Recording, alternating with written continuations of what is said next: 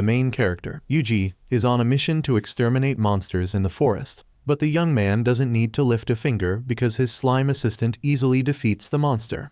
Gale witnessed this and told everyone about the fire-spitting slime. However, they all thought Gale was seeing things and believed he had forgotten to put out the campfire, which was why the monster was burned. Suddenly, Yuji's appearance caught everyone's attention.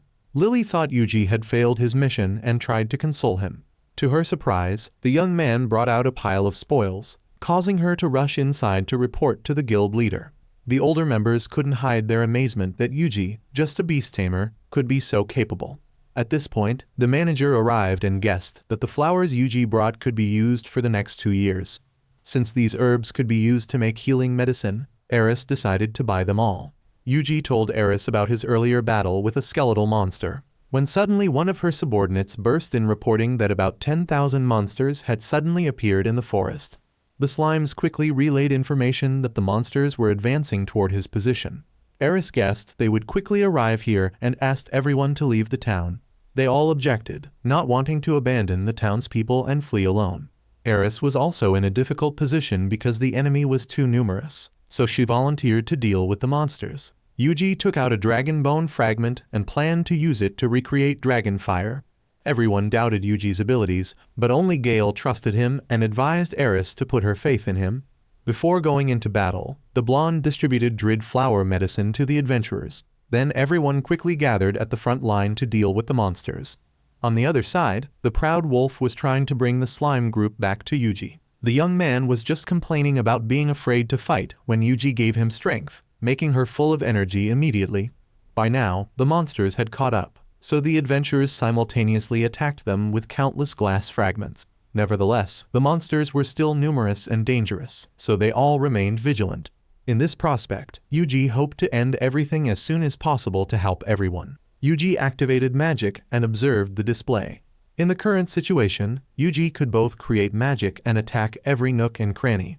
Suddenly Riot informed Yuji about the appearance of a strange man in the forest. Through exchanging senses with the slime, Yuji guessed he was the one who had made the monsters appear. He asked Riot to approach the small magic stone, and all the slimes were very confused. Yuji said he would wrap it in a magic barrier and then dispel it, so they didn't need to worry. Reassured by Yuji, the slimes teleported to where the man was and blinded him. He continued to transfer the barrier magic and successfully dispelled it as planned. Yuji told the slimes to bring the man here, but he had already logged out. Currently, the proud wolf had escorted the slimes to the town gate. The situation of the adventurers was not promising as the monsters kept coming in droves. Yuji wanted the wolf to support them, but he was timid, so Yuji had to send some slimes to Gale. Yuji used magic transfer to have the slimes spew fire at the monsters. Gale knew they were sent by him and encouraged his comrades to trust him. The monsters were appearing over a wide area. If Yuji covered the whole town, the residents would still be in danger. So Yuji came up with the idea of transferring barrier magic into the magic stone and directing it outward would be better. Then he asked Lily to tell Eris to call Gale's group back into town. Yuji continued to order the slimes in the forest to line up around the town, while Riot went underground. When Eris heard the news, she called for the adventurers to retreat into the fortress. All the slimes also completed preparations ready to attack the monsters. Meanwhile, Gale and the blonde man were still fighting together against them and advised Yuji to ignore them. When both were hanging by a thread, the proud wolf rushed in to rescue them and brought them back safely. Yuji immediately created a barrier around the town and then cast hellfire to burn everything. Its destructive power was so strong that everyone was amazed. Eris thought that if an ordinary person used this magic, it would surely endanger their life, making Lily quite worried. Currently, Yuji had lost a lot of strength, but some monsters still survived. The display showed that HP was used to compensate for the negative mana. Although this would severely damage the body, he decided to use deadly hellfire once more. After this, the monsters were officially completely eliminated, and it was also when Yuji collapsed. That evening, Yuji just woke up and saw the slimes and Lily preparing tonics for him. On the other side, Eris was checking the forest with her subordinates when they discovered a strange object. He quickly told everyone to collect it and return to town together.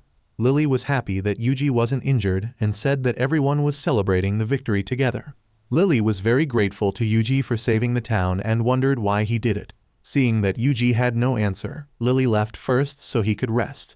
Yuji recalled his mundane life in his previous life and felt how much more comfortable this place was. A moment later, Lily brought a blanket for Yuji but found he had left. The slimes wanted to stay for the party with everyone but didn't like the noise. The slimes took turns telling about their feats that afternoon, though the identity of that person was still a mystery. Yesterday, Eris had brought back the item that the man in the forest was carrying. The dispelled stone also fell nearby, making Eris suspect it was caused by that organization. He reported this to the central authority, and Yuji secretly eavesdropped.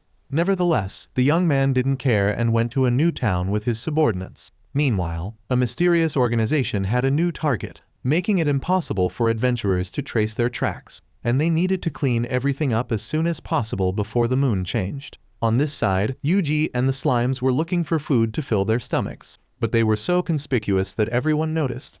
Suddenly, the slime on his shoulder wanted to go to the meat shop ahead, so Yuji bought a chunk to eat. While eating, they suddenly heard church bells ringing. The owner told Yuji he could hear the Thanksgiving story because today a great priest from the central authority was coming here. After finishing eating, Yuji went to register as an adventurer, but the staff was a bit hesitant. However, when she saw that he had the ability to spy on enemies, she passed him right away. While Yuji was choosing a commission task, a guy who called himself Loris came to get acquainted. Also with him were archer Tina and spear wielder Lisa. Yuji also introduced his identity and profession as a beast tamer. Loris immediately showed contempt for him as a novice and didn't want to let Yuji into the team. Lisa said this commission was an investigation, so avoiding monsters would be better than fighting with force. Both she and Tina opposed Loris joining the team because they had heard that his teammates had all run away before. Loris said that was just a rumor, but the two girls were still not satisfied. However, if he joined the team, they would let Loris participate. Though dissatisfied, the young man had to agree, and then the four of them set off together. This commission was to clearly identify the dwelling place of the Earth Dragon. Loris was the leader, and Yuji would go last to focus on spying on the enemy. On the way, Yuji had contacted the Proud Wolf and knew there was nothing unusual ahead. The slimes told Yuji to leave the monsters to them, but he advised them not to be rampant and just focus on spying around. The Proud Wolf suddenly discovered 5 black wolves, so Yuji immediately informed the team about this. Everyone was amazed at Yuji's spying ability because the targets were 2 kilometers away. Loris and everyone quickly arrived there and confirmed Yuji was right. However, there were only 4 around, and one was about to ambush them from above. Nevertheless, Loris easily dealt with it and dispatched the other 4 as well. The 2 girls, Tina and Lisa, immediately changed their attitude and praised Loris profusely. And after this incident, he also had a different view of Yuji. The slimes were frustrated because they couldn't exercise. However, they had to do so because they wanted to know the group's actual strength. In the evening, everyone camped together to rest and eat. Yuji was advised by Loris that if there were few people, they should pitch tents far from the road to avoid bandits. Tina saw that the slime was very close to Yuji, so he boasted that it was a very important teammate. The other slimes heard this and were so proud they couldn't see the ground anymore. Tina wondered how Yuji had learned the ability to spy on enemies. The young man lied that he had taught himself, but Tina and Lisa didn't believe him and continued to press Yuji to tell them. Seeing this, Loris told everyone to go rest and talked about the order of guard duty. First was Tina, then Loris, Yuji, and finally Lisa.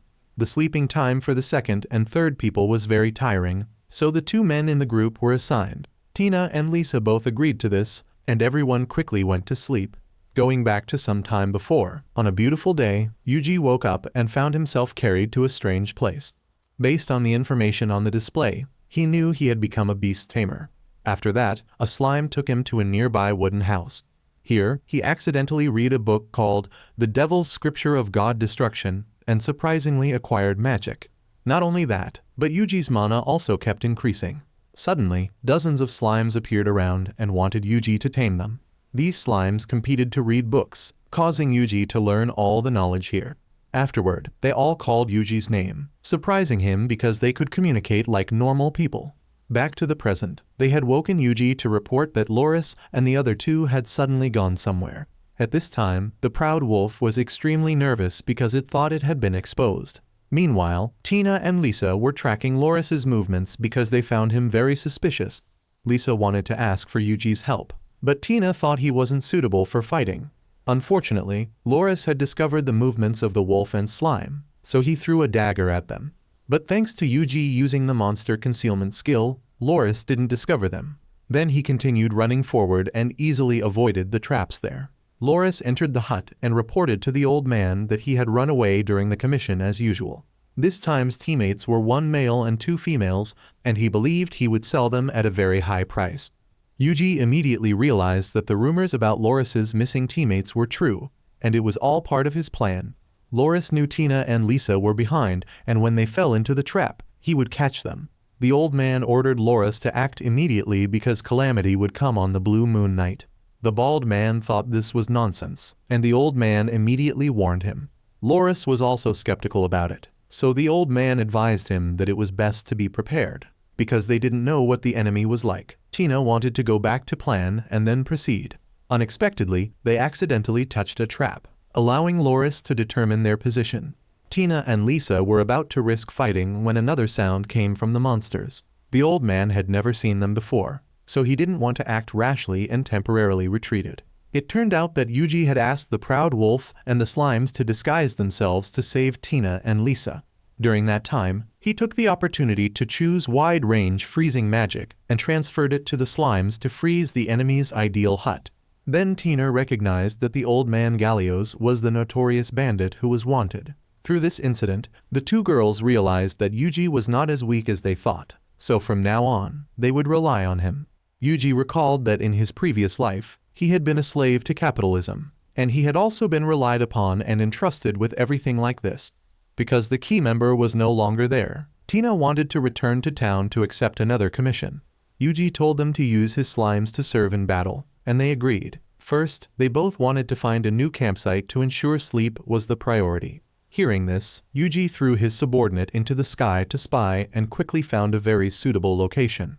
When they arrived, the slimes did everything, and Tina and Lisa just needed to enjoy a good sleep. While on guard, Yuji remembered the Moonlight rescuer that Gallios mentioned and suspected. He was the one who had released the monsters in Phantom. The next day, everyone went together to search for traces of the dragon, but they still couldn't find it no matter how long they looked. Suddenly, a strong wind blew from the Dile Mountain Pass, also known as the Valley of Wind. Some people rumored that it was the Earth Dragon's breath while sleeping, but most thought this was nonsense.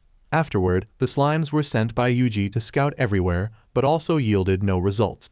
Nevertheless, Tina and Lisa still trusted Yuji because he had defeated the bandits.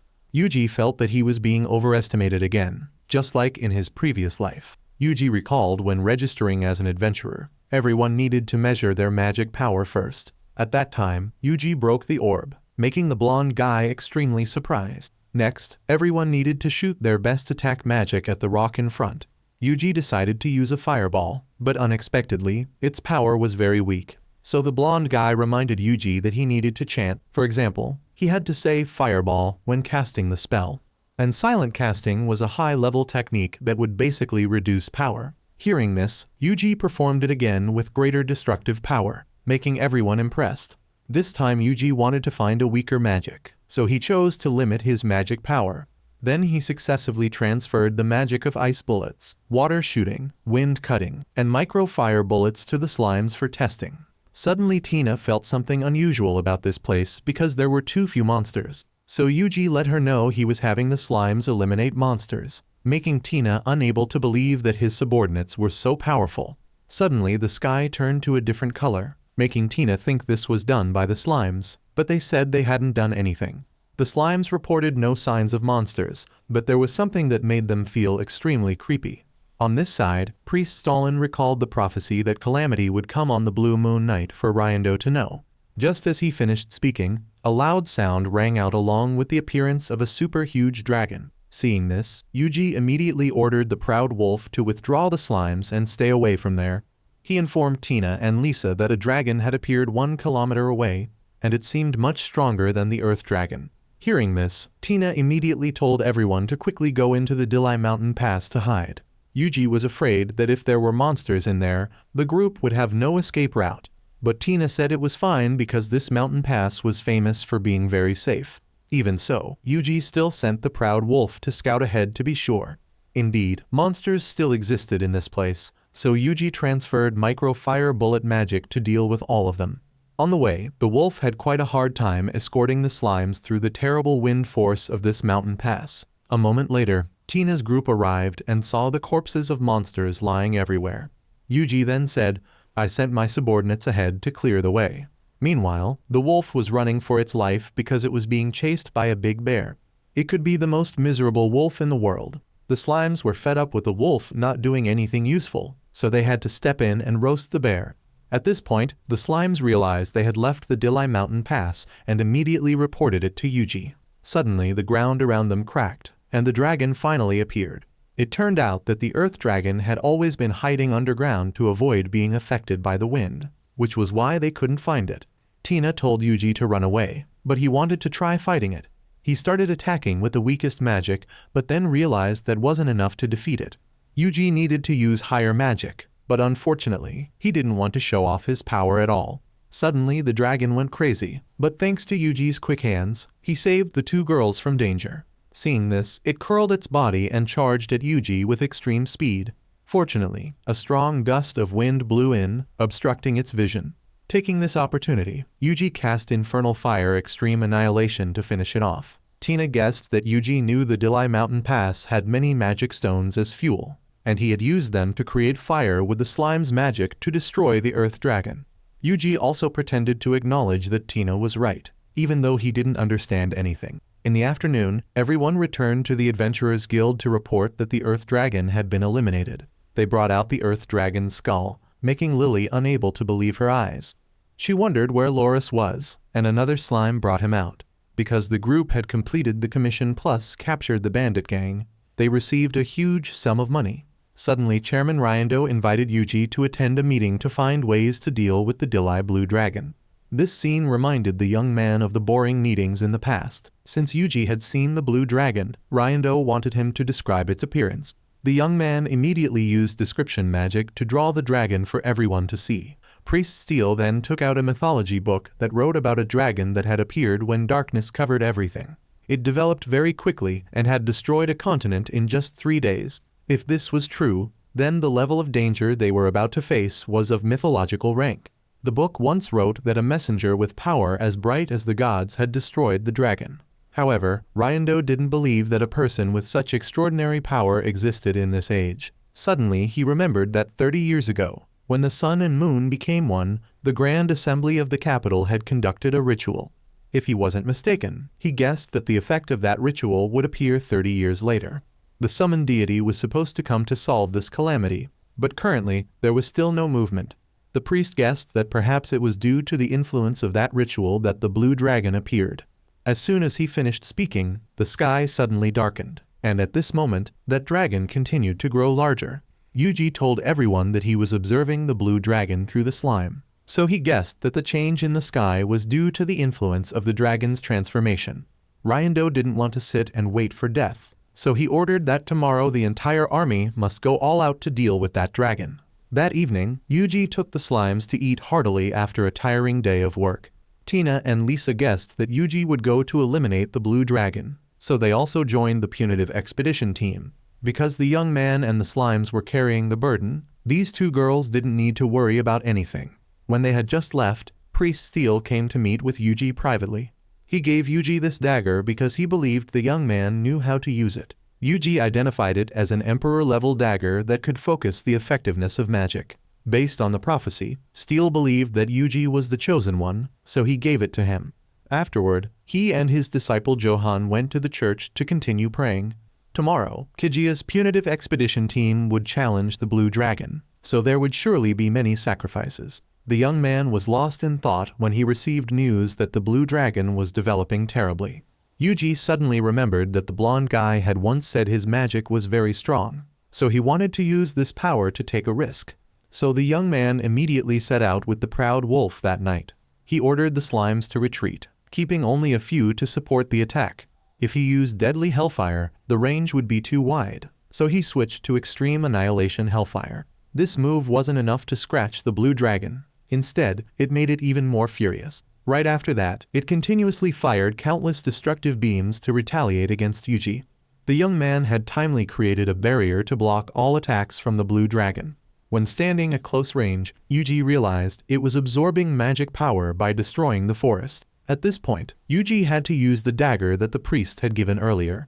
He planned to focus skills from deadly hellfire into the Kessie blade to maximize its power. Everyone moved down below the dragon together. Unexpectedly, it suddenly ambushed them. But thanks to Yuji's quick reflexes in blocking the attack, everyone still landed safely. Yuji asked the slime to hold back the blue dragon to enhance his jump, and then approached it from the air. Yuji had anticipated that the dragon would attack, so he had the slime throw fireballs at it. Taking this opportunity, he charged forward and severely wounded one of its eyes. Combined with the flames of deadly hellfire, the monster fell straight to the ground. Just when everything seemed to be over, it got up again and flung Yuji far away. Just 1 minute of carelessness, and the young man's mana had plummeted. The blue dragon had returned and was more powerful than before, making it very difficult to defend against. The young man didn't know how to bring the dragon down when the screen suggested he use the heavenly strike technique. Yuji took a risk using that move, causing the blue dragon pain and immobilizing it for a few seconds. The young man immediately took advantage of this rare opportunity to rush in and finish off the blue dragon with deadly hellfire. Finally, the young man had eliminated that formidable monster and returned to town with his subordinates. The next morning, Ryando came to find Yuji to inform him that the sky had returned to normal. More importantly, Priest Steel said the blue dragon had been eliminated by someone last night. When everything was over, he left and didn't tell anyone his destination. Ryando told Yuji to rely on him if he encountered difficulties, not knowing that the young man was the one who had defeated the blue dragon. During breakfast, Lisa suddenly apologized because the punitive expedition had suddenly stopped. However, they were volunteers, so their contributions would still be acknowledged. After resolving matters here, Yuji planned to go to another town. Tina was very sorry to part with him, but also understood that adventurers often liked to roam the world. However, Yuji didn't know where to go, so he had to ask these two for suggestions. Lisa said Ruat was a town with lots of delicious food and a warm climate, very suitable for living. Yuji wanted to know if strange things happened there like here, making Tina and Lisa both laugh out loud. Both said no, making the young man trust them and decide to choose Ruat as his next destination. Then he said goodbye to the two and set off with his subordinates. On the way, Yuji received an urgent signal from Ruat, so he rushed there. It turned out that yesterday, after Yuji eliminated the blue dragon, many mushrooms had grown. Because there were too many mushrooms, Ruat couldn't handle them, so she had called for his help. It was known that dragon mushrooms could be used to make magic recovery medicine, helping magic power return to the state it was 10 minutes ago. Yuji agreed to help Ruat collect mushrooms in exchange for her making that medicine for him. As soon as he finished speaking, his slimes had collected all the mushrooms in the blink of an eye. Ruat immediately kept her promise to make medicine, though its color was a bit off. Ruat thought that if there was clean water, it would be better, so Yuji proceeded to distill water for her. Yuji made water evaporate, then cooled it and collected it, which would produce pure water.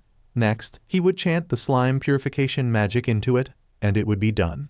Yuji saw that the color of the medicine was very similar to the color of the magic stone. Hearing this, Ruat recalled the first time they met.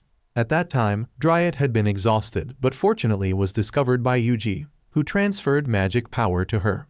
Ruat recounted that someone had placed a magic stone that had left her without vitality because Ruat was the spirit of this forest.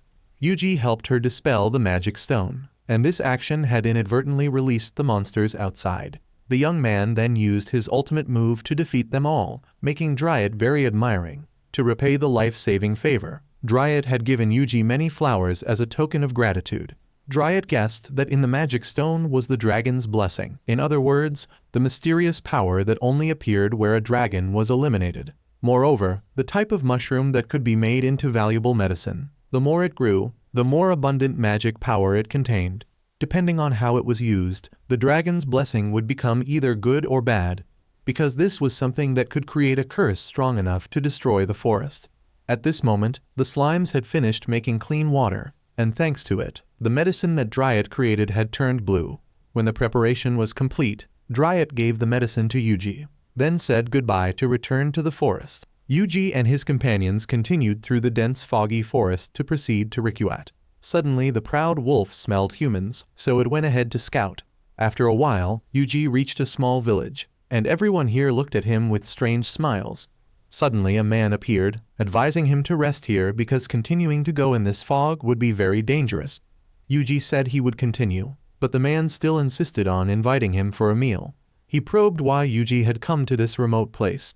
Yuji honestly said he was heading to Ruat, but had gotten lost due to the fog. At this point, the locals were all secretly observing his every move. Seeing this, the man apologized and explained that people rarely saw travelers come here, so they were curious. With nothing else to do, Yuji quickly left this village. The slimes couldn't stop praising how hospitable the people were because they were always smiling, but they still found them very strange. On this side, the blonde old man was reporting Yuji's appearance to his superior. Because he saw that Yuji was just a beast tamer, he thought there wouldn't be any problem. According to the conversation, tomorrow they would go to collect the dragon's blessing at the Dilai mountain pass to carry out some dark plot. As for Yuji, the group soon saw Ruat, but they all froze stiff because this place was extremely cold. Yuji and his subordinates were about to be frozen, so he had to use thermal insulation magic to warm their bodies. After a while, Yuji met a guard to ask what had happened in this town. He informed him that 10 days ago, this place suddenly changed its weather and asked what Yuji was doing here. The young man calmly replied that it was because this place had many delicious foods. The man said that was right and suggested Yuji go to the toycake shop. Unexpectedly, when Yuji arrived, the shop owner said they had closed and didn't know when they would reopen, because she had to use firewood as fuel for the stove. Therefore, there wasn't enough left for cooking. Yuji had a feeling that the food here was very delicious, so he had to do everything to get firewood. The shop owner said newly cut wood would release smoke, so even if they cut it now, it couldn't be used for cooking. In fact, it had to dry for exactly 1 year before it could be used. Hearing this, Yuji went to the forest ahead and asked his subordinates which trees could be used for firewood. But these small-brained ones didn't know, so Yuji had to summon a tree and then conveniently chop a bunch. In no time, the young man had finished cutting a lot of firewood and had even arranged it very neatly. Next, Yuji had the slimes absorb water to help the firewood quickly become dry. When finished, Yuji asked the slimes to bring it to the girl from earlier, so she called the chef out to greet the guest. Unexpectedly, after checking, the owner said the wood was too dry, causing the fire to burn too strongly, leading to food not being cooked well.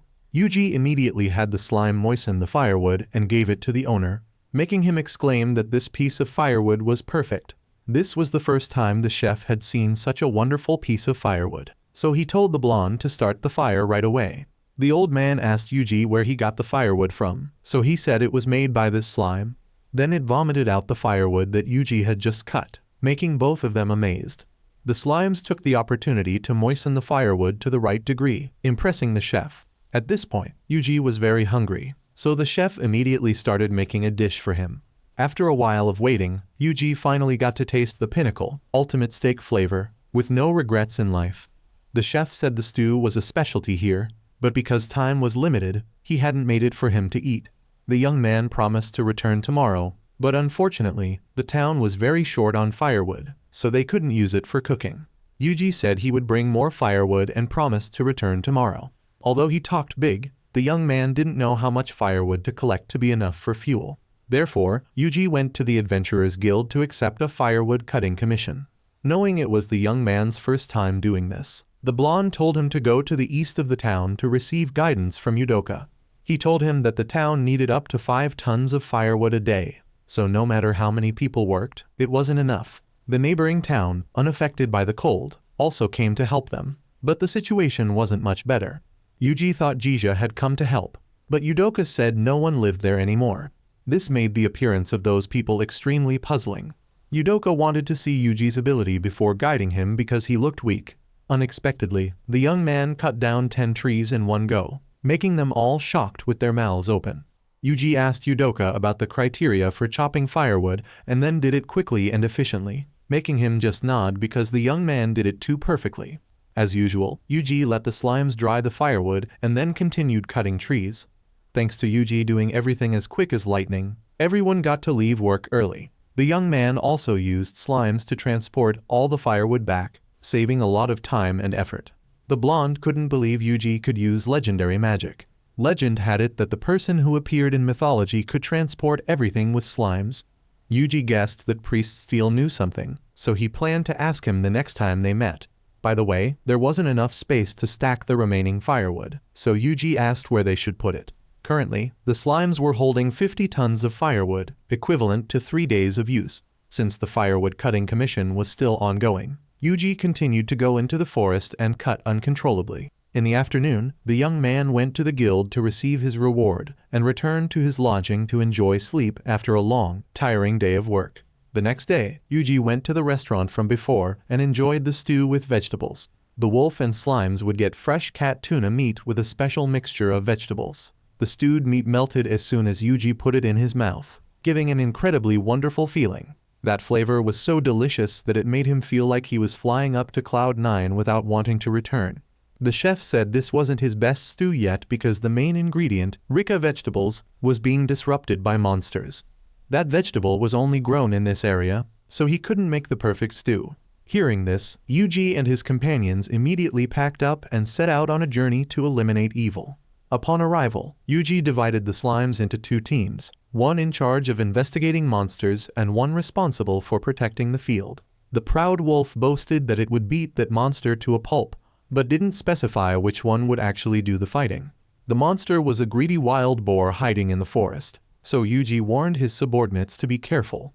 In no time, the slimes had found that monster, but as soon as they heard its roar, they became frightened. The group had to borrow Yuji's magic to deal with it and then pretended they were very strong. Thanks to Yuji, the slimes had defeated 50 monsters, when suddenly they discovered a strange thing shaped like a ball. Afterward, Yuji asked Dryad about it, but she didn't know either. When Yuji touched it, this stone began to absorb his magic power. Recalling the previous items, the young man suspected this would become a cursed magic stone. Dryad suddenly realized that perhaps it was because of that thing that the magic power around this area was so scarce. It is known that if magic power decreases, the weather will get colder, and vice versa. Dryad said this thing didn't occur naturally, but was created by humans. Yuji decided to purify it and asked the slimes to search around to see if there were any more stones like this. A moment later, Yuji had purified 108 pieces and saw they were distributed in a circular range. The young man asked the slimes about the forest's condition, but they all said there was nothing unusual. Only Yuji felt that someone had deliberately arranged the large trees close together to disguise something. So he told the proud wolf to take the slimes away so he could destroy the forest. Dryad permitted this because lost trees could still grow back. But if the cursed magic stones were used, there would be absolutely no chance of turning back. As soon as Dryad finished speaking, he used hellfire to burn down the center of the forest. As suspected, there was a door leading down underground placed at this spot. He decided to go down there to explore in order to save the town and also to have the opportunity to enjoy many delicious dishes. After Yuji went down, he told Dryad to return to the forest for safety. The slimes went to scout around and called him to see that there were many modern machines down here. Yuji happened to see a stone shaped similar to the magic stones, so he deduced this was a magic stone factory. Suddenly 2 panicked individuals ran out because of the loud sound Yuji had made earlier. They saw that the magic stones were no longer working and rushed to report to Wter. The slimes, being part of the playful generation, casually chased after those 2, so he had to use monster concealment for this group. After they had just left, the slimes caught up with the 2 from earlier. With their flexible bodies, they could go through door cracks as easily as eating porridge. Following Yuji's instructions, the slimes simultaneously pulled levers and successfully opened the next door. After climbing up the stairs to the ground, they realized this was the village they had visited yesterday. Yuji suspected they were the Moonlight rescuers hiding here for convenience in manufacturing magic stones. The 2 from earlier reported to Wter that the curse source had been destroyed, and even the magic transfer device was broken, causing many unfinished magic stones. Wter quickly gathered everyone to report the current situation. He didn't believe that humans were capable of causing that explosion and suspected it was caused by a meteorite. Therefore, Wter demanded everyone to retrieve the cursed ore in the forest immediately. If anyone saw them, they should deal with them immediately because the curse source had been destroyed, so they didn't need to stay here anymore. Hearing this, Yuji told the slimes to surround the forest about 1 kilometer away from the village. They knew Yuji would give the order, so they had already positioned themselves beforehand. The remaining ones would check if there were any other villagers besides the Moonlight rescuers. The slimes reported that only they were gathering in a room. Taking this opportunity, Yuji asked them to explore the village. The group found a book room nearby, so Yuji told them to swallow everything. In no time, the Moonlight rescuers had arrived at the forest, so Yuji had the slimes throw magic nets to catch them correctly. Unfortunately, before they could get a confession, those two had committed suicide. On this side, the remaining slimes were having difficulty opening the door inside. Based on the slime's description of the room, Yuji told them to split up and stand in front of the lamps and turn off the lights. Unexpectedly, this activated the door opening mechanism and revealed that inside was all gold, silver, and treasures. At this point, someone was coming here and discovered that all their books and treasures had vanished. They also couldn't contact their two teammates, so they began to suspect this was caused by someone. The subordinates wondered why that person, possessing such power, didn't directly attack them. Wter believed that somehow they had recognized that trick, which was the purifying flame that would be activated when everyone in this village died. Yuji immediately realized that if he used deadly hellfire right now, it would be tense. Unexpectedly, Wter's group was treacherous, requiring everyone to log out so that the intruder, Yuji, would face retribution. Indeed, the purifying flame was quickly activated, making the slimes terrified. Yuji told them to gather in one place, and then he helped them fly away from there. Next, Yuji created a physical resistance barrier, magic resistance barrier, and a magic barrier surrounding the village. Because he didn't know how powerful the purifying flame was, he needed to be as cautious as possible. Nevertheless, its power was so tremendous that Yuji's barrier couldn't withstand it. The young man couldn't find a stronger barrier, and the black flame was about to escape, making the slimes restless. Yuji heard this and suddenly came up with the idea of dispelling and freezing to create an isolating absolute boundary array. The young man created a cube that enveloped the flame. However, it was still strong enough to destroy everything at any moment. His mana was continuously decreasing rapidly, but he still tried to resist. Finally, his effort endured until the purifying flame ended. At this point, the proud wolf dared to emerge. Not only that, it was mocked by the slimes for being a coward, so it threatened to cut off their meals. In the evening, upon returning to Ruat, he saw everyone standing waiting for him to return, because they heard that the young man went hunting for greedy forest monsters, and in the afternoon, a big explosion occurred in the forest, making them extremely worried. They even thought it was caused by a meteorite, so Yuji joked that fortunately, it didn't fall on this town. Udoka didn't know if it was thanks to it that the weather had become less cold. The next morning, Yuji woke up to find the weather had warmed up a lot. Udoka said today they would hold a celebration because the cold air had passed, so he invited Yuji to join the fun. When he arrived, everyone praised Yuji because thanks to him, they had enough firewood for the entire next winter.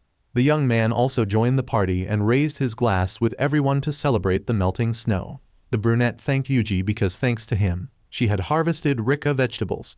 After hearing this, Yuji immediately went to the uncle's restaurant to savor the best version of his stew. Just tasting the first piece of meat, Yuji's soul flew away because he was too happy to taste that pinnacle flavor. After waking up, Yuji suddenly remembered he needed to study the materials collected from Mesha village. However, when he just opened it, the content in the book strangely disappeared. Finally, only one scroll remained that he could read. Yuji guessed it recorded a list of assassination targets that the Moonlight rescuers were aiming for. Meanwhile, a mysterious group was finishing off all the people in that castle, and their next target was none other than Yuji. The next day, they quickly set out to find Yuji's whereabouts. The white-haired guy wanted to deal with the young man when he saw him, but the purple-haired girl wouldn't let him act rashly. Until they determined Yuji's strength, she wouldn't allow him to be careless.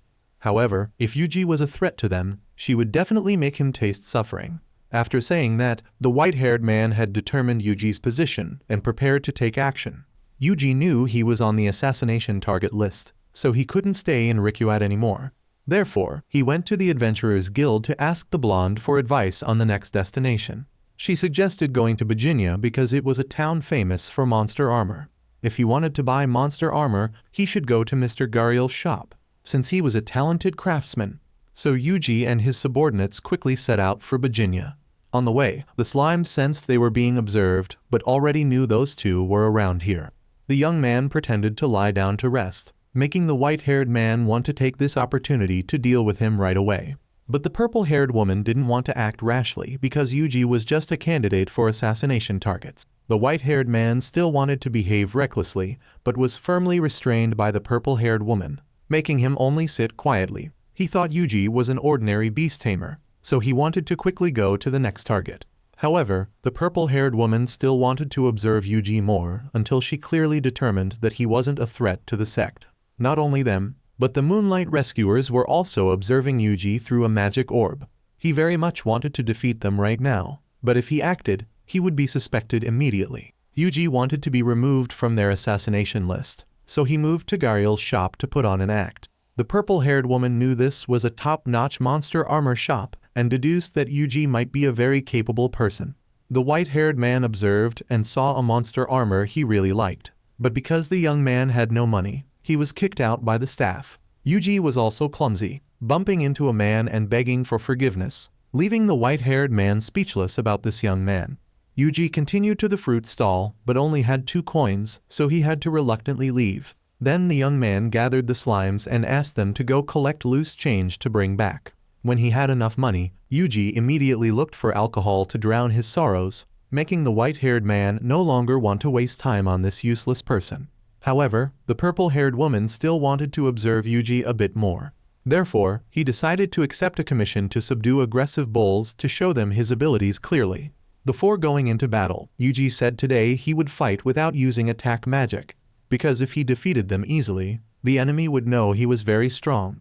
Yuji's profession was a beast tamer, so he would let the tamed monsters fight. Therefore, this time Yuji relied completely on the proud wolf, making it extremely afraid. However, fear sometimes also creates power, helping the wolf defeat the bull with just 1 strike. This made the wolf suddenly realize it wasn't useless. It just hadn't unleashed its skills before. Yuji suddenly recalled the first time he met the proud wolf. Its appearance was extremely fierce, but when he just used the magic net to catch the wolf, it immediately used crocodile tears to beg him to spare its life with an extremely unsightly appearance. Yuji intended to tame the wolf, and it immediately agreed. The wolf had just eliminated a bull and began to boast loudly. Indeed, the proud wolf was more than capable of defeating the small fry, making the two very impressed with its abilities. From that, they deduced that Yuji's beast training skills were also not ordinary. Hearing this, Yuji hurriedly used recovery magic to revive the bulls. Every time the proud wolf defeated them, Yuji would let them stand up, making it frustrated. No fun at all. The wolf swore it would fight until the bulls had no fighting ability left. Yuji could only enhance magic power and physical strength for the bulls, making them chase the proud wolf until it ran away smoking. The young man realized he had gone too far, so he decided to enhance the wolf too. However, out of pride, the wolf refused. After saying that, it charged directly at the bulls and finally succeeded in defeating them. Nevertheless, the purple-haired woman still didn't think highly of them because the proud wolf had fought very hard to defeat those small fry. Suddenly a bull woke up, went crazy, and attacked. The young man reflexively summoned a sword to finish it off. Yuji acted so quickly and dangerously that they couldn't believe their eyes. However, his sword-holding posture showed he was just a novice, so they decided to let him go.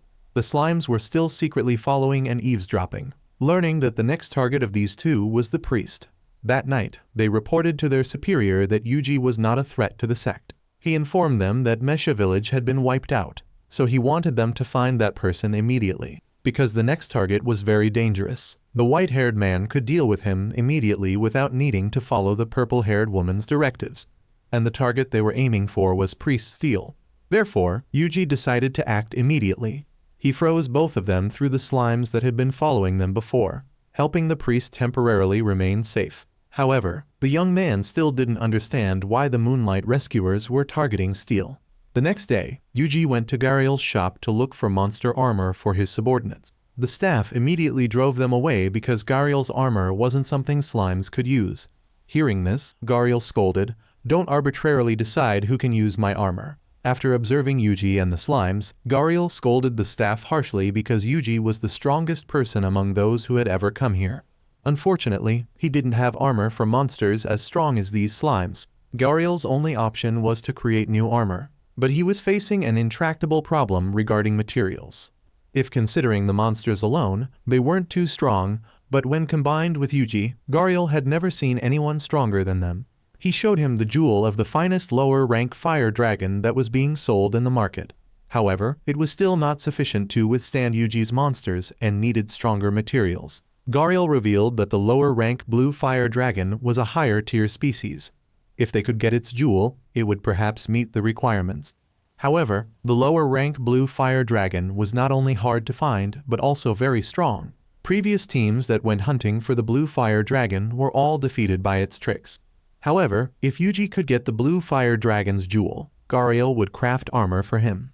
The young man asked about the regular fire dragon species that had been hunted before, but Gariel said he had never heard of it. For now, Yuji would go hunting for the blue fire dragon first, so he went to the Adventurers Guild to accept many dragon-related commissions. The young man said he would use magic to deal with it, but the blue-haired person said it wouldn't work on lower-rank fire dragons because they had the protection of the jewel, thus having extremely strong magic resistance. Moreover, they also had a hard-scale lair, so physical attacks were also quite difficult. However, water was the weakness of lower-rank fire dragons, so people usually poured several dozen liters of water to defeat them. But because transporting so much water was very laborious, they faced many difficulties in hunting them down. Yuji mentioned water magic, but the blue-haired person said doing that required a very large amount of magic power. Until now, no one had been able to use such magic. Moreover, to get to the fire dragon, one had to cross a river inhabited by man-eating fish. If bitten by it, one would be pulled to the bottom of the river, which was extremely dangerous. Just hearing this was exciting, so Yuji immediately accepted this commission as well. Afterward, everyone moved close to the volcano, but it was still active, so the slimes went to gather information from the nearby red slimes. They all said this volcano was quite safe, so everyone could proceed with peace of mind. At this point, Yuji had reached the river inhabited by man-eating fish, but because these were always underwater, the slimes couldn't sense their presence. What's more, none of his subordinates knew how to swim, so Yuji created a slime net for everyone to go underwater to explore. The red slime discovered a hole, so it immediately swam down there to scout out the situation. The blue slime also foolishly followed its friend, and it was scared witless by the fish. The slimes quickly caught the man-eating fish so Yuji could pull it ashore. Then he immediately froze the water monster, but unexpectedly it easily broke through the ice layer. So Yuji switched to using fireballs to roast the fish to charcoal and completed the commission. After this operation, Yuji recruited more red slimes to his army, making the journey more lively than ever. These slimes kept chatting away, but when they saw the lower-rank fire dragon appear, they all panicked. None of them dared to step forward because their mother had told them that lower-rank fire dragons were very scary. Yuji had to take matters into his own hands, pouring water on one and defeating the dragon in the blink of an eye. Right after that, a jewel that Mr. Gariel had mentioned fell from its body. The slimes saw that the fire dragon wasn't as scary as rumored, so they also agreed to join Yuji in battle. Thanks to the powerful army, the task of defeating the lower-rank fire dragons was extremely quick and efficient. At this moment, the slimes just discovered the dwelling place of the lower-rank blue dragon. Yuji immediately sent slimes to surround the blue dragon and simultaneously shoot all over its body. But the dragon was still unharmed, so Yuji had to use wide-range freezing magic. However, this method was still not very promising, so he increased the freezing to 10 times and successfully defeated it. Thus, the young man had successfully collected the jewel for Mr. Gariel to craft armor for his subordinates. They continued to hunt the lower-rank fire dragons until late afternoon before heading back. The blue-haired person heard that the young man had hunted 202 lower-rank fire dragons along with the man-eating fish and was extremely amazed.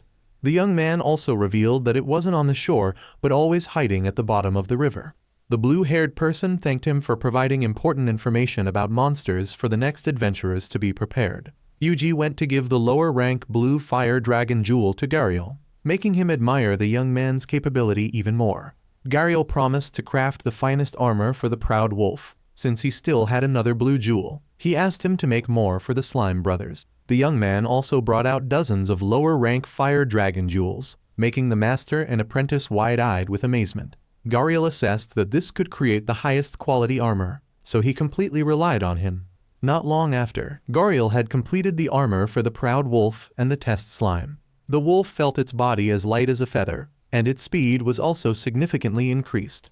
As for the slime, the leader also possessed terrifying speed no less than the proud wolf. Next, Yuji tested the durability of the armor, and the results made him extremely satisfied. He knew Yuji hadn't finished checking the durability yet, so he called the slime to do it again. The young man used magic transfer for wide-range freezing, giving the old man another shock. Before leaving, Yuji asked Gariel to keep secret the fact that his slimes could use magic. Afterward, Gariel revealed that this armor would break if Yuji used stronger magic. If they had the jewel of the fire dragon, they could create something better, but this was impossible. Because he heard they hid themselves in the volcano's magma and only occasionally showed their faces. Unless someone poured water on the fire dragon, they would go berserk and appear. That evening, while Yuji was thinking about whether hunting would affect the volcano, the slimes reported that the lower-rank fire dragons were becoming very strange. Yuji realized they were similar to the spread, so he immediately remembered the plan that the Moonlight rescuers were developing. The young man had a bad feeling and sent the proud wolf to check the surroundings, discovering there were people nearby. At this moment, when Yuji looked at the volcano, he saw the fire dragons howling fiercely. Even so, it still hadn't made any movement, so there was no need to worry too much. Yuji had the slimes follow those two strangers and discovered they were planning to do something with the fire dragons. The fat one was afraid that if something went wrong and the plan failed, it would be terrible. But the thin one had heard from those in Odeleon that this was a perfect plan, making him more at ease. Yuji wanted to know what was in the wooden barrel, so he threw a magic net to catch them. Unexpectedly, these two reacted very quickly and dodged easily. But because they didn't detect anyone around, they continued on their way. Yuji continued to act from behind, but unfortunately, this was anticipated by them, and they counterattacked, forcing the slime to reveal its true form. While these two weren't paying attention, Yuji successfully caught them as easily as turning his hand. However, like those before, when caught, they all pressed the logout button. The slimes felt that the thing in the wooden barrel was very similar to the cursed magic stone. Therefore, Yuji summoned Dryad to ask her about this. Dryad guessed this was cursed water, weaker than the magic stone, so not strong enough to defeat the fire dragons. Moreover, this was a low-quality curse.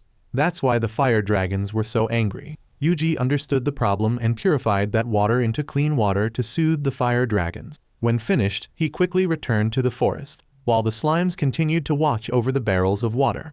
Suddenly, they saw the lower-rank fire dragons becoming extremely strange. On this side, the owner suddenly came to urge Yuji to quickly evacuate because it was about to rain. It was known that since the fire dragons appeared, there had never been rain except for that one time with Yuji. Meanwhile, the proud wolf was very worried about Yuji because the dragon was heading toward the town where he was staying. According to what the uncle said, 50 years ago, the fire dragon also appeared just when it rained. In its fury, it had burned down the entire Virginia town, sparing no one. Therefore, everyone in town had to hurriedly go elsewhere to evacuate to prevent that terrible history from repeating. Yuji saw that the distance between the fire dragon and this place had 2 rivers, so he asked the proud wolf to go there to check if the river could stop the dragon or not.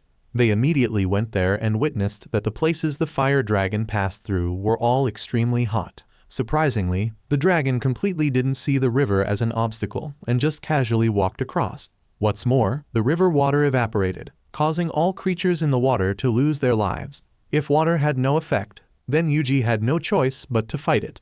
Thanks to the monster armor, the proud wolf could quickly catch up to the fire dragon and freeze one of the dragon's limbs. As soon as it was broken, they continued to increase the freezing range up to 10 times. Even so, it still couldn't trouble it. So Yuji increased the wide-range freezing magic 20 times to see if the dragon would be impressed. Because people were moving nearby, it would be dangerous to continue attacking. Therefore, the young man told the proud wolf to take the slimes back to the second river. The slimes saw the dragon crossing the river and worried that the town would soon be destroyed by it. Unexpectedly, Yuji said, "This is what I've been waiting for the most."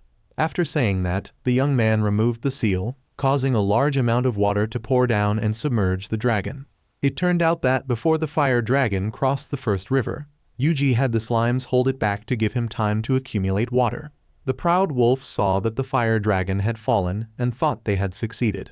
Surprisingly, it suddenly woke up and spewed fire at the proud wolf and the slimes. Fortunately, Yuji quickly created a barrier to save everyone from death. Afterward, the dragon created a giant fireball, preparing to burn down the town. Not letting this happen, Yuji immediately used the eternal freezing earth curse to directly confront it.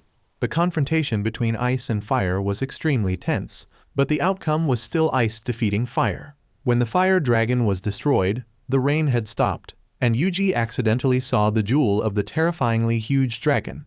The slimes also discovered an object falling nearby, but they didn't know what it was. In the afternoon, Yuji went to find Gariel to show him the fire dragon's jewel.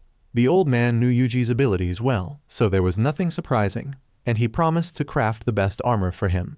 After that, he went to ask the blue-haired person about Lv1 town. She said that place had a policy of secrecy, meaning they didn't want the intervention of any other town or country. The young man also brought out the strange object he had picked up earlier and asked the blue-haired person to look at it, and learned that this was an artificial rain-making device from the Adventurers Guild. This was usually used during the dry season, so almost every town had one. But strangely, the name of the guild had been erased, making the blue-haired person not know whose it was. The next day, Gariel had finished crafting the armor and gave it to Yuji. The old man also never imagined there would be a day when he would create legendary-grade monster armor. Yuji was about to test it, but Gariel told him to stop because it would be very dangerous. Before leaving, Gariel wanted Yuji to reveal his identity, but unfortunately, he didn't want to be noticed by others, so Gariel could only wish the young man a safe journey. Meanwhile, deep below the tree roots was the headquarters of the Moonlight Rescuers, and one of them was performing a ritual asking the deity to grant supreme power. After receiving the power, he recalled the prophecy that the sage would appear along with death. On this side, Priest Steel and his student were walking on the road when they saw a strange light appearing in the sky. At the same time, Yuji's group had arrived at Lv1 town. However, the people there weren't very friendly. Seeing this, the young man pretended to be sad because there was no suitable commission and left. They had recognized that Yuji was once a candidate for assassination. According to what the headquarters said, Yuji wasn't someone to be concerned about. The steel-bearded man didn't believe the words of those incompetent assassins and wanted to deal with the young man right away to be sure. The brown-haired man said if something happened and this place was occupied by the Moonlight Rescuers, it would be terrible. They mentioned the rain-making device and the fact that the fire dragon had been eliminated by someone. Therefore, for the time being, both would report to Lord Wter first and then decide later. While Yuji was relaxing, he happened to meet the priest and his student again. So all three went to a nearby church to discuss matters. Priest Steel revealed that he came here because of the prophecy and also to wait for him.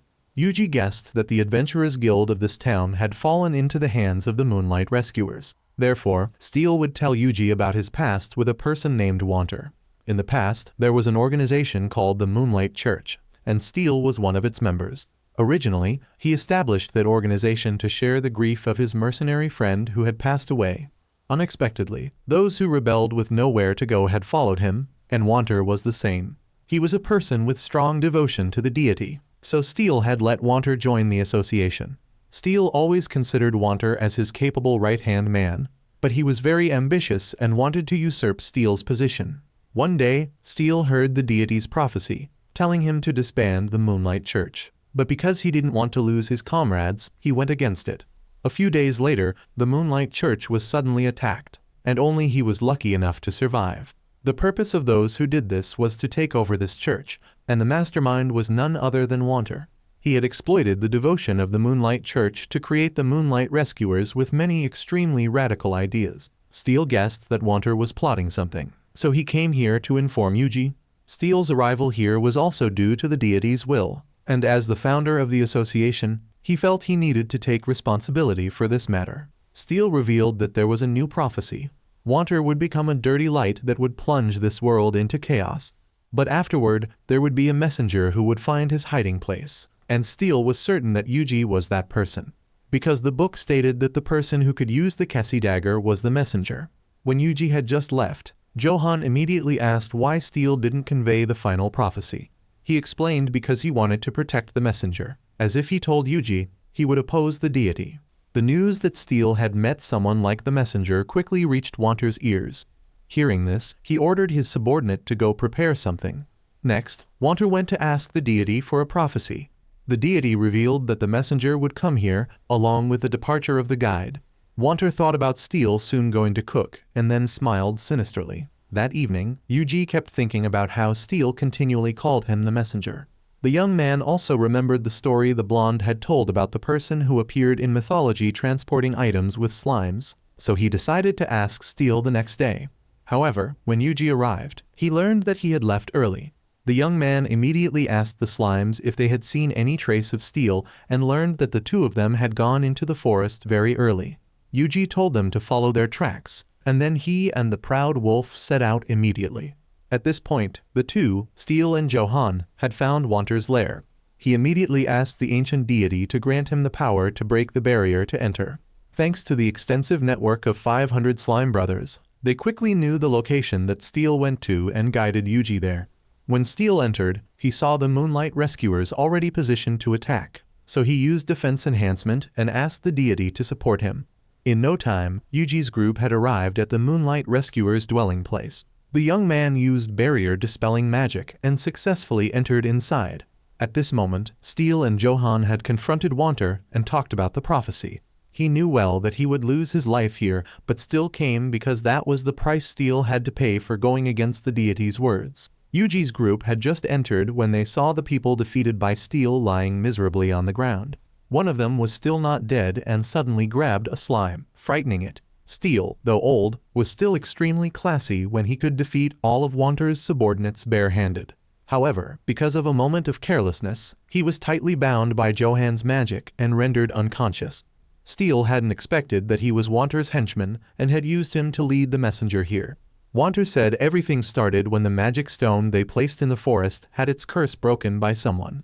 Wter had always been searching for Yuji to eliminate him, but his power had far exceeded his expectations. Even the monsters were nothing until that blue dragon appeared.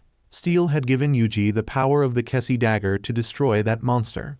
But because Steel feared the Moonlight rescuers would discover the messenger's whereabouts and true identity, he hurriedly left. Unexpectedly, Yuji followed the priest and then conveniently eliminated the fire dragon, disrupting their plan so they couldn't curse the dragon's blessing to make the dragon unleash destructive power to destroy everything. But Wter had a new plan. With the help of the deity, his ideals were about to become reality. Steel had intended to sacrifice this body for the messenger and the comrades who had lost their lives in the past, so when he departed, he would definitely appear to shatter their plot. Wter then showed Steel that he had cursed the followers, turning them into monsters. Steel was furious at Wter's cruelty, but this only delighted him. As Johan prepared to send Steel to heaven, Yuji suddenly appeared. The young man had gone to all this trouble because he wanted to ask Steel something, but then realized this wasn't quite the appropriate time. Johan immediately attacked, but he blocked it while also dispelling Steel's binding. Wter said he had been waiting for him for a long time, so he had the followers rush up to greet Yuji. The young man immediately counterattacked with fireballs, causing all to be defeated in an instant. While he was confronting the monsters, Wter and Johan entered the secret chamber. Wter sat in the sophisticated device and quickly transformed into something extremely bizarre. Yuji had finished dealing with the outside minions and charged in to deal with Wter. However, his body was extremely strong, so it wasn't at all affected.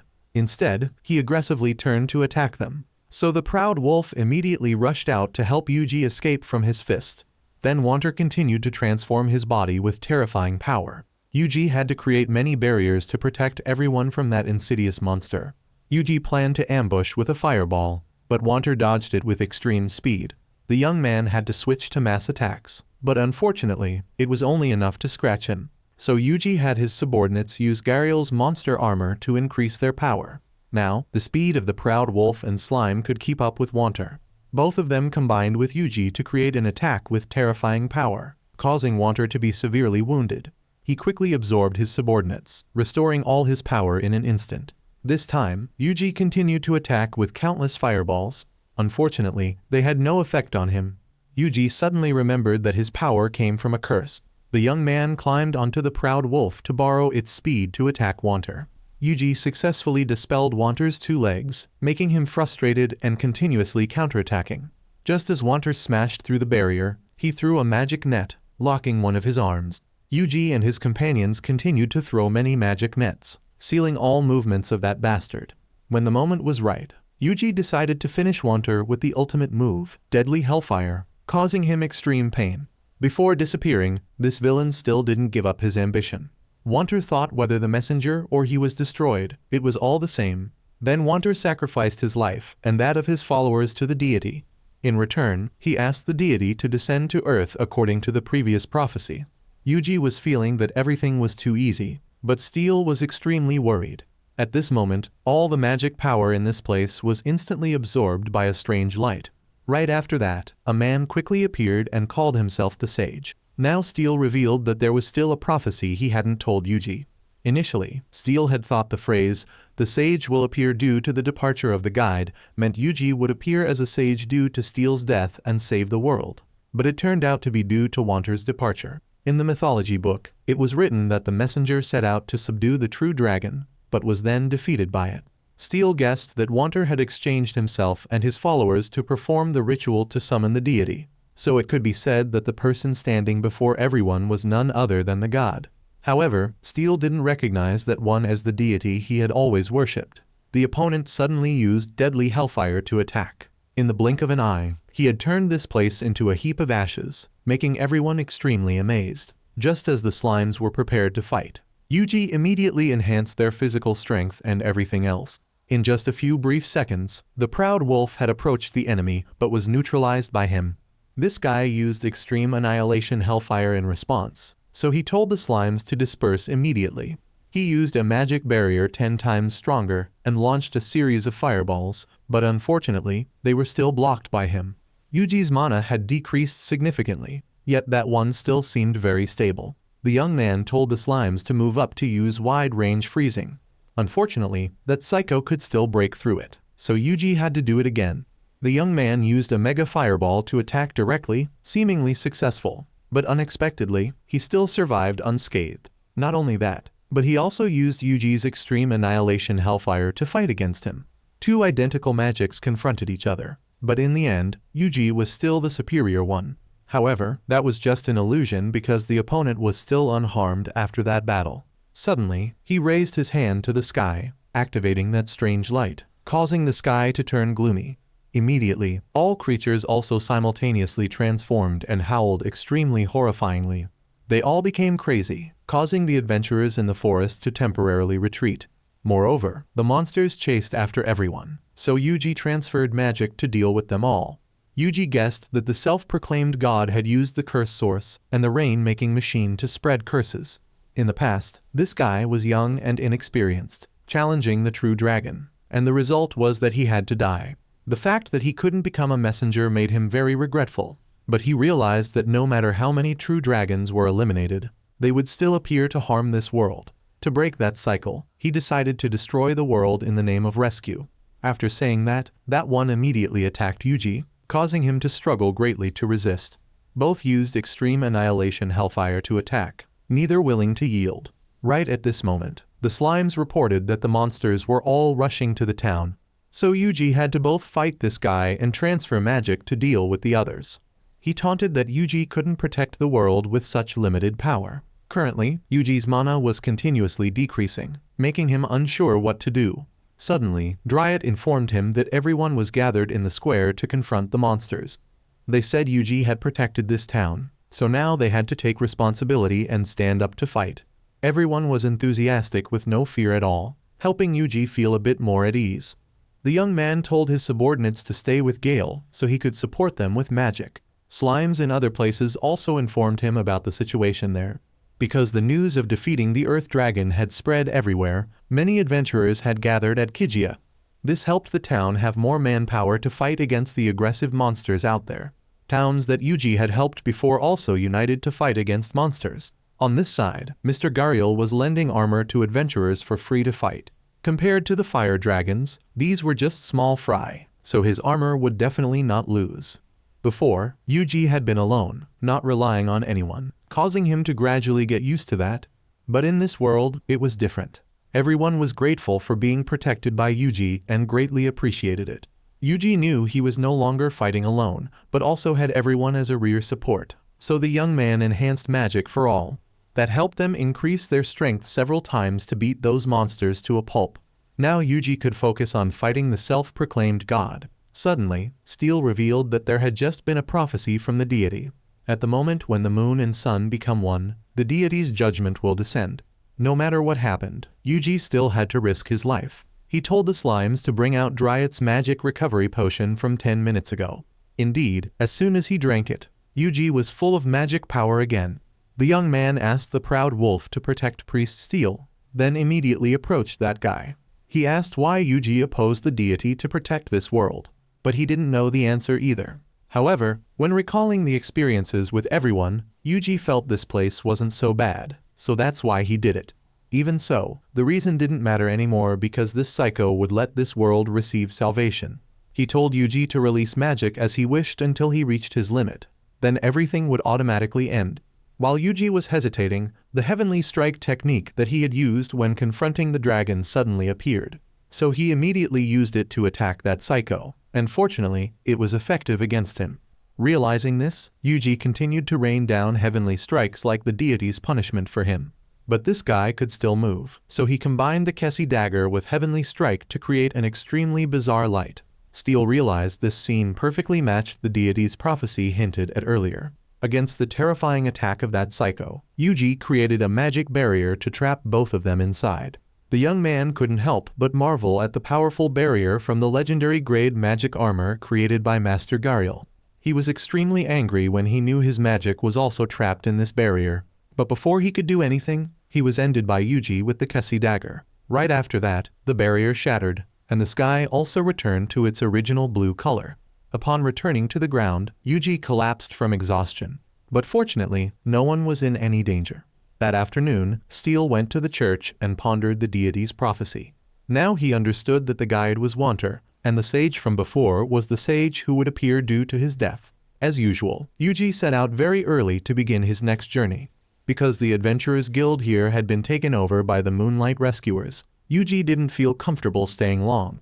Through the slimes, Yuji learned that the situation in other towns was fine, and they were all celebrating victory. Tina and Lisa were sipping and discussing how their power had increased strangely during the battle. On this side, the chef was cooking a grand feast to treat the adventurers after their hard work, and Mr. Gariel was showing off his great armor. After Yuji knew everything was fine, he felt much more at ease. On the other hand, the Moonlight Rescuers couldn't contact Wter, and were very confused. One of them wanted to report this to headquarters, but the leader thought it wasn't necessary. Moreover, the all-purifying device had also been completed, so once it was activated, the continent would sooner or later be destroyed. They were all ready to sacrifice their lives for the purpose of the Moonlight Rescuers, which was to eliminate the Dark Destruction Dragon. Yuji overheard this and felt that group was really troublesome. What's more, while eating, there was a group of uninvited monsters coming to bother them. The scene changes to the next day, when Yuji went to the Adventurers Guild to accept a tiger hunting commission, because he had already defeated it yesterday. The girl said the commission achievement would be distributed to all members of the team, so she asked him to bring everyone here. Unexpectedly, Yuji said he belonged to a one-member team, making her so moved that tears fell. She thought Yuji couldn't accept that his teammates had died during the mission, so that's why he said that. Then she consoled Yuji that the tiger was very strong, so his teammates would be proud that he could survive and return. Suddenly, a person named Meiji appeared and deduced that the tiger had been defeated by fire element magic. Meiji thought Yuji was a high-class mage, but he just said he was a beast tamer. Meiji recounted that she had heard rumors of a beast tamer who used magic to defeat even legendary dragons. After comparing Yuji's magic and profession, everyone realized he was the mysterious person that had been rumored in the martial world for so long. The young man who liked to live in obscurity suddenly had his identity revealed, becoming a youth idol, so for the time being, he didn't know what to do. Thus, this episode officially ends here.